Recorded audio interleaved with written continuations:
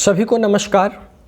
आप सभी का भाई मैं अनुज पांडे आप सभी के बीच एक बार फिर उपस्थित हुआ हूँ कुछ बहुत ही अहम मुद्दों पर बात करने के लिए। जैसा कि हम सब देख रहे हैं, मौसम परिवर्तन हो रहा है।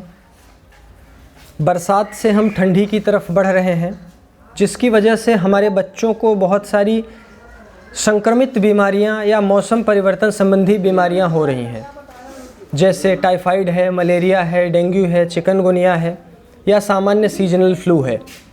और ये हर मौसम के बदलने पर हमारे बच्चों में देखने को, हमारे परिवार के सदस्यों में देखने को हमें मिलता ही है।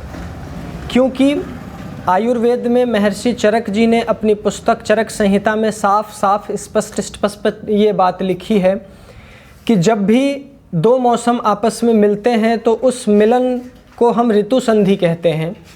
और उस ऋतु संधि में हमारे शरीर में सबसे ज़्यादा रोग या बीमारियां होने के खतरे बढ़ जाते हैं, क्योंकि उस वक्त हमारे शरीर की रोग प्रतिरोधक क्षमता उस मौसम परिवर्तन से होने वाली समस्याओं से बचाने के लिए हमारे शरीर से लड़ती रहती है।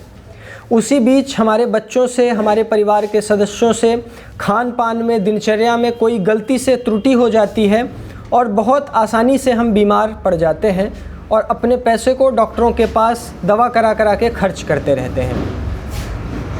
हम सब जानते हैं कि जैसे ही बरसात आता है, हम सबको स्किन रिलेटेड प्रॉब्लम, जिसको चर्म रोग कहते हैं या चर्म से संबंधित समस्या कहते हैं, देखने को मिलती है।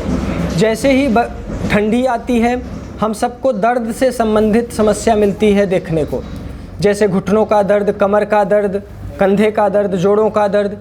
और जैसे ही गर्मी आती है, हम सब देखते हैं कि हमारे शरीर में कफ से संबंधित समस्या देखने को मिलती है। मार्च अप्रैल के मौसम में जैसे कि सर्दी, ज़ुकाम, सीने में जकड़न, न्यूमोनिया, टाइफाइड जैसी बीमारियां देखने को मिलती हैं। हाल ही में अभी 4-5 महीने पहले आपने किस प्रकार कोरोना के दूसरे लहर के नाम पर ये ऋतु संधि में, आयुर्वेद के अनुसार ऋतु संधि में ऋतुओं के परिवर्तन से होने वाले सामान्य संक्रमण को कितना बड़ा एक व्यापक स्वरूप दिया गया, ये कोई छुपाने की बात नहीं है। इसी प्रकार से अब फिर से बरसात से बदलकर हम ठंड की तरफ चल रहे हैं और ये नवंबर दिसंबर का महीना आ रहा है, जिसे हम ठंडी का ही महीना जानते हैं। और हमारे शरीर में पूरे बरसात वात एकत्रित होता है, क्योंकि उस वक्त तक शरीर की अग्नि मंद हो जाती है और बरसात में खाया गया भोजन पूर्ण रूप से पचता नहीं है और अपचा हुआ भोजन या अपचित भोजन वात के रूप में आपके शरीर में एकत्रित होता रहता है। और जैसे ही ठंडी आती है, ठंड हवाएं हमारे शरीर से टकराती हैं, हमारे शरीर का वात कुपित हो जाता है और दर्द संबंधी विकार उत्पन्न करने लगता है। और इसी तरह से जैसे ही गर्मी आनी शुरू होती है, पूरी ठंडी हमारे शरीर में जमा हुआ कफ सूर्य की तपती धूप की वजह से पिघलता है और पिघलकर हमारे शरीर में, हमारे फेफड़ों में संक्रमण संबंधी बीमारियां उत्पन्न करता है। ये हर साल होता है और सालों साल, हजारों साल से होता चला आ रहा है। इसी को आयुर्वेद की भाषा में ऋतु संधि बोलते हैं। जब दो मौसम, पहले मौसम का अंतिम भाग और दूसरे मौसम का पहला भाग आपस में मिलता है, तो इसी मिलन को ऋतु संधि कही जाती है।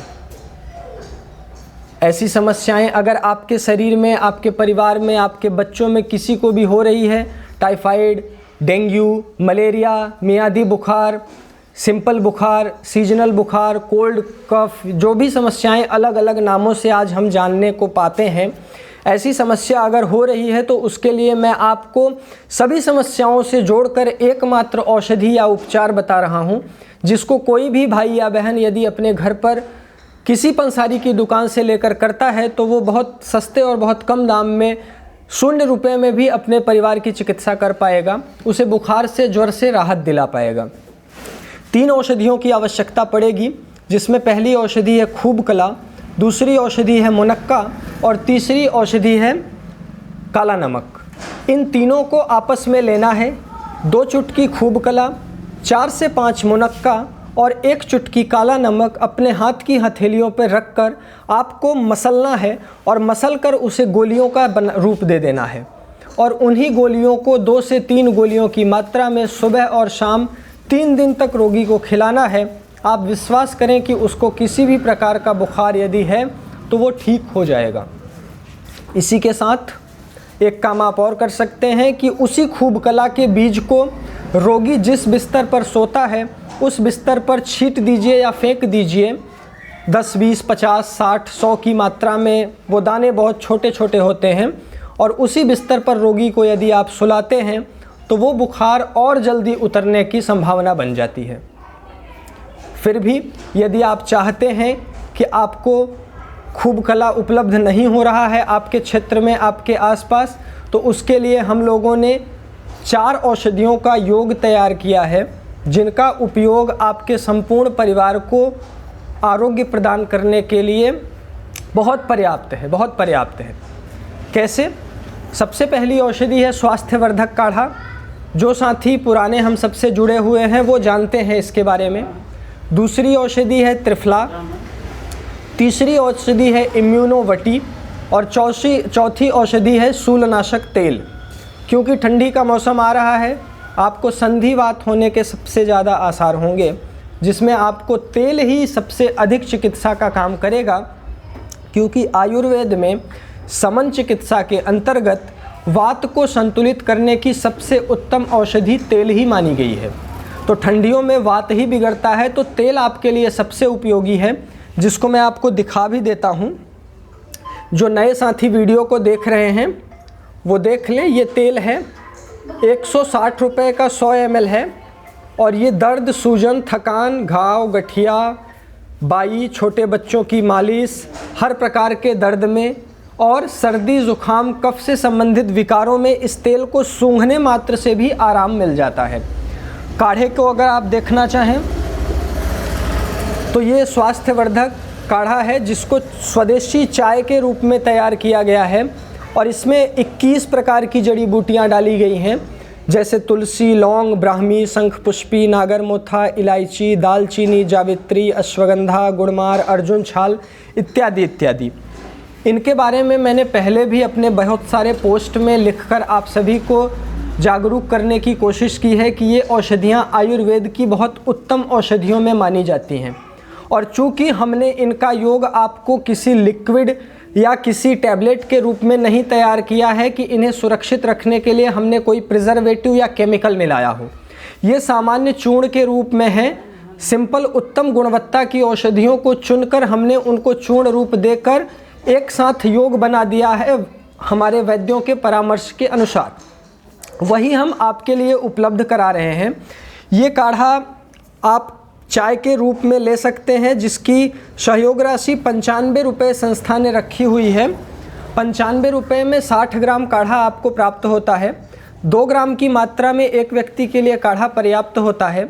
आप इसे चाय के रूप में बना सकते हैं। जिस वक्त आप चाय डालते हैं चाय बनाने के प्रोसेस में, उसी वक्त आपको ये काढ़ा डाल देना है और आपका स्वदेशी चाय बनकर तैयार हो जाएगा। चाय पत्ती को हटा देना है, चीनी को हटा देना है, गुड़ या मिश्री को कर देना है। यदि दूध के साथ बनाएं तो मिश्री का प्रयोग करें, गुड़ के साथ बनाएं तो दूध का प्रयोग ना करें। इसी के साथ ये त्रिफला चूर्ण है, जिसको आप सब जानते हैं, कोई नई औषधि नहीं है। वात, पित्त और कफ यदि हमारे शरीर में संतुलित रहे तो हमें कोई रोग नहीं होता है। आयुर्वेद इसी सिद्धांत पर काम करता है। और यह भी आप जानते हैं कि त्रिफला नामक रसायन एक ऐसी औषधि है जो आपके शरीर में वात, पित्त और कफ तीनों को संतुलित रख सकती है। तो आप त्रिफला का उपयोग कर सकते हैं।